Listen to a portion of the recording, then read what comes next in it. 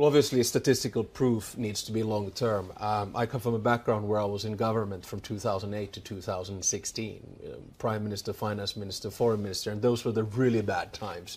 So when I see a couple of downswings, I don't get too edgy and too worried, because we lived through the euro crisis, we lived through the sovereign debt crisis, we lived through a serious recession, and also we lived through the migration crisis. So I would say let's stay calm, cool and collected.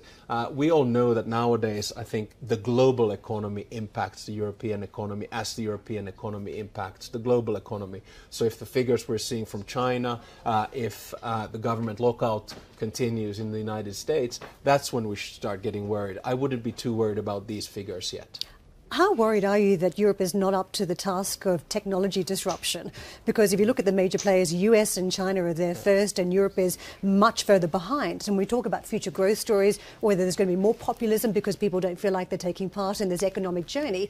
Are you concerned that technology and where Europe stands is just going to exacerbate some of those tensions? Yeah. Yes and no. Two answers on this. The first thing is that I think for the next European Commission, which begins in November, the big theme should be the technological revolution, digitalization, artificial intelligence, industrial revolution 4.0, and so on and so forth. I think obviously this is the big issue. Secondly, yes, it does have an impact. I mean, look at what happened with Brexit and what happened with Donald Trump. Who did they blame for economic downturn, for unemployment? They blamed immigrants. They blamed other human beings.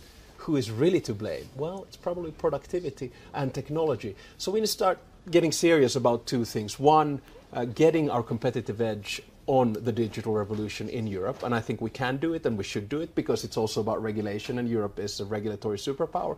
And secondly, we need to start mitigating the impact of technology on jobs and, of course, at the end of the day, on growth as well.